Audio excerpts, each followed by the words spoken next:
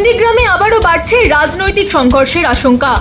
পূর্ব মেদিনীপুরের নন্দীগ্রামের কেন্দুমারি এলাকার ওসমান চক একটা সাধারণ পতাকা লাগানোকে কেন্দ্র করে মুহূর্তে রণক্ষেত্রের চেহারা নেয় এলাকা।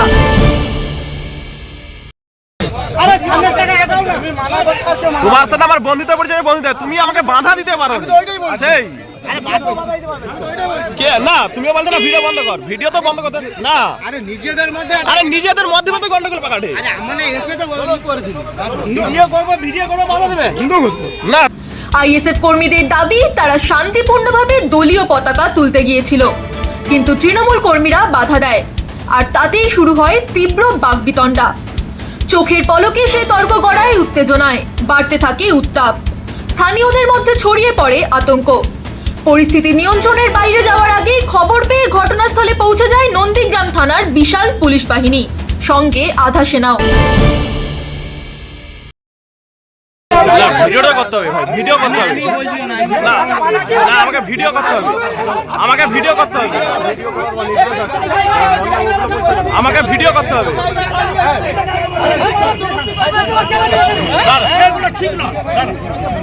না ভিডিও তো করতে হবে, আমাকে ভিডিও করতে হবে। না উনি মেজাজ নিল কেন? উনি তো মেজাজ নিয়েছে না, কথা বলছি সেটা বলছি।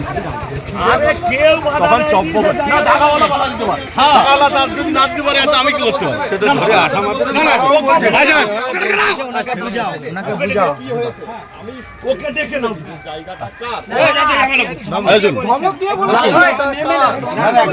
না ভিডিও তো আমাকে করতে হবে, নাহলে আমাকে প্রমাণ দিতে হবে না।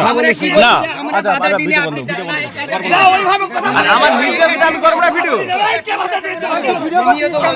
আমার নির্দেশে ভিডিও করবো। পুলিশ পরিস্থিতি সামাল দেওয়ার চেষ্টা করলেও এখনো গ্রাম জুড়ে থমথমে পরিবেশ। সাধারণ মানুষের মনে ভয় রয়ে গেছে।